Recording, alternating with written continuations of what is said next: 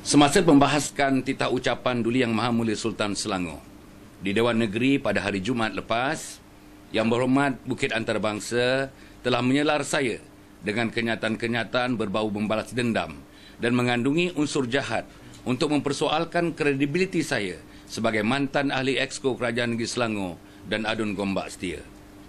3 perkara yang ditimbulkan oleh beliau. Pertama, pemberian kontrak kerja-kerja penyelenggaraan rutin jalan-jalan negeri yang diberi kepada kontraktor utama iaitu KPS HCM Sendian Berhad. Kedua, kos yang tinggi mengadakan upacara pelancaran padat pada tahun 2010. Dan ketiga, kerja-kerja pengubahsuaian pejabat Exco Hal Ehwal Islam, Adat Melayu, Infrastruktur dan Kemudahan Awam.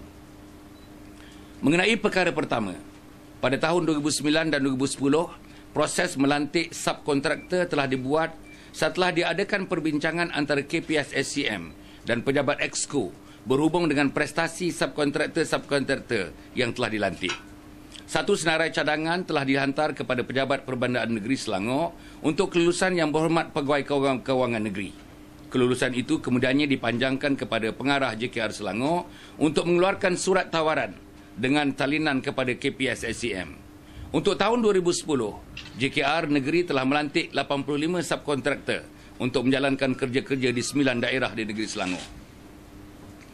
Bagi tahun 2011 dan 2012, pihak JKR Selangor telah memanggil tender terbuka seperti mana yang telah diarahkan oleh Pejabat Perbandaan Negeri Selangor. Walau bagaimanapun, pihak KPS SCM masih belum menerima nama-nama subkontraktor untuk menjalankan kerja-kerja rutin tersebut.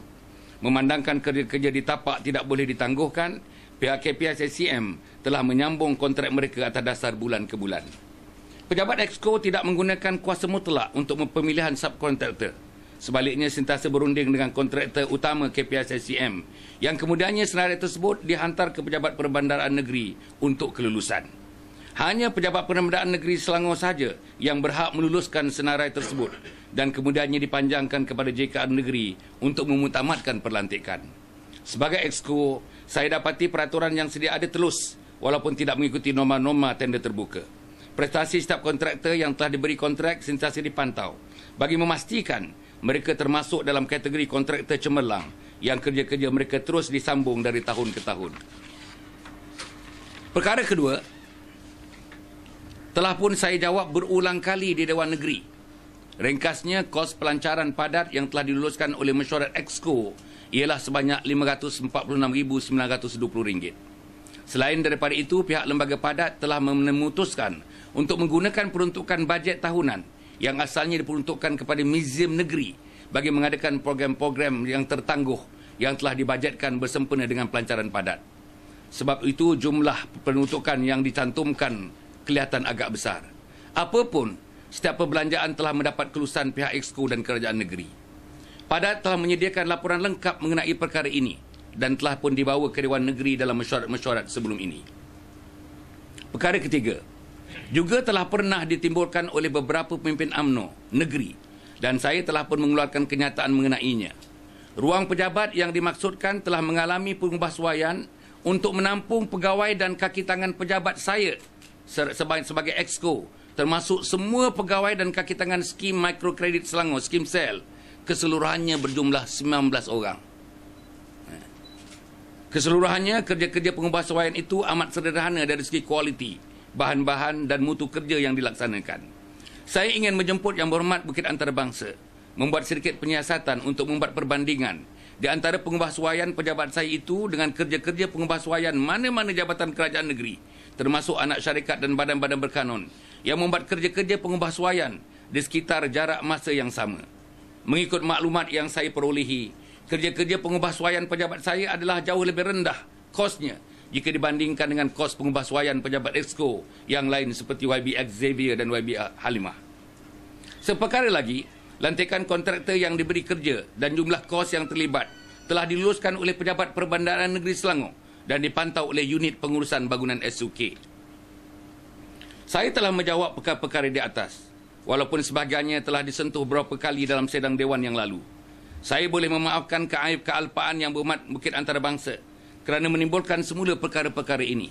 Tetapi sukar bagi saya untuk memaafkan Yang Berhormat tersebut disebabkan niat buruk yang tersembunyi mengapa perkara itu ditimbulkan semula.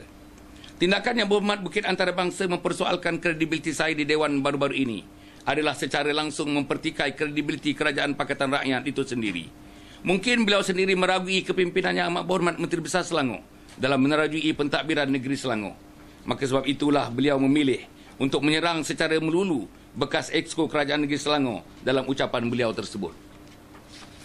Oleh kerana saya telah bersedia untuk menjawab dan telah pun memberikan jawapan kepada tohmahan Yang Berhormat, sekarang giliran saya pula, Yang Berhormat Antarabangsa pula, untuk menjawab soalan saya bagi pihak rakyat negeri ini yang ingin tahu setelah bertahun-tahun tidak mendapat respon daripada Yang Berhormat mengenainya.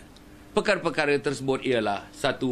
Sila jelaskan daripada mana sumber kewangan Yang Berhormat Bukit Antarabangsa dan isteri untuk membeli saham yang nilainya mencecah 2 juta pada tahun 1992 hingga 1994. Sedangkan ketika itu saya dipahamkan Yang Berhormat menerima gaji lebih kurang RM2,000 sebulan sahaja. Ini telah dilaporkan banyak dalam blog-blog, dalam media dan sebagainya. Yang kedua, sila nafikan laporan yang menyatakan bahawa pengerusi Yayasan Pembangunan India Malaysia, Saudara S.A. Vigneswaran, yang mendakwa bahawa Yang Berhormat dan isteri termasuk seorang ipar memiliki saham yang nilainya mencecah 8.5 juta di awal tahun 1990-an tersebut. Ini pun petikan-petikan daripada blog-blog dan petikan-petikan daripada akhbar dan sebagainya yang sudah pun menjadi pengetahuan umum. 3. Sila nafikan tuduhan adinda perempuan bongsu Yang Berhormat yang mengatakan bahawa Yang Berhormat sudah 8 bulan tidak menzarahi dan hampir terputus hubungan dengan ibu kandung sendiri yang kini berumur 78 tahun dan dilaporkan uzur. 4. Sila nafikan tuduhan yang dibuat dalam buku karangan Syed Hussein Alatas bertajuk Tuhan, Politik dan Seks yang diterbitkan pada tahun 2010 menyebut bahawa Yang Berhormat dikatakan mengetahui mengenai hubungan intim isteri Yang Berhormat dengan penasihat PKR merangkap ketua pembangkang. Perkara yang sama dibangkitkan oleh adik YB sendiri, Umi Hafilda, dalam sidang akhbar beliau yang beliau turut serta minggu lalu. 5. Sila sahut cabaran para bloggers yang meminta Yang Berhormat mengizinkan ujian DNA dijalankan ke atas anak Yang Berhormat yang bernama Farah Afifah ke klinik yang diiktiraf oleh kerajaan untuk menentukan kesahihan nasab biologinya. Saya timbulkan persoalan-persoalan ini kerana bagi saya Yang Berhormat tidak mempunyai local standard untuk berbicara soal credibility, integriti dan ketulusan.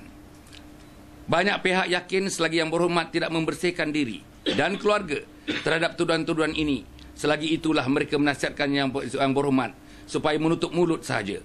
Lebih sesuai untuk Yang Berhormat mencermin muka sendiri sebelum menuduh orang lain. Bagi saya, tuduhan jahat yang dilakukan oleh Yang Berhormat itu mungkin juga akibat kerisauan yang dialami oleh Yang Berhormat dan rakan-rakan Pakatan Rakyat sendiri terhadap kejayaan siri jelajah politik saya atau roadshow sejak saya dipecat daripada PAS dan digugurkan sebagai ahli Exco negeri. Sambutan masyarakat terhadap siri jelajah saya adalah di luar jangkaan. Ini menunjukkan betapa masyarakat sudah mula muak dan sangsi dengan Pakatan Rakyat, terutamanya pimpinan PKR yang sentiasa terpalit dengan masalah keamanan dan moral yang serius, termasuk Yang Berhormat Bukit Antarabangsa sendiri. Apapun kesemua tuduhan jahat yang dilempar oleh Yang Berhormat Bukit Antarabangsa ke atas saya itu, tidak ada satu pun yang secara berfakta menyalahi mana-mana peraturan dan boleh disabitkan kesalahan di mana-mana mahkamah. Sehingga hari ini, alhamdulillah, saya bebas daripada sebarang bentuk kesalahan maupun siasatan daripada mana-mana pihak berkuasa. Sebaliknya, Yang Berhormat Bukit Antarabangsa sendiri masih berhadapan dengan siasatan SPRM dan pihak polis terhadap kesalahan yang beliau lakukan. Akhirnya, saya ingin mengambil kesempatan ini untuk merakamkan ucapan terima kasih kepada Yang Amat Berhormat Menteri Besar Selangor di atas kenyataan yang dibuat oleh beliau yang secara jelas mengesahkan betapa tuduhan yang dibuat oleh Yang Berhormat Bukit Antarabangsa adalah tidak berasas sama sekali dan seluruh tindakan saya ketika menjadi Exco adalah sebenarnya mengikut peraturan dan piawaian yang ditetapkan. Sekian, terima kasih.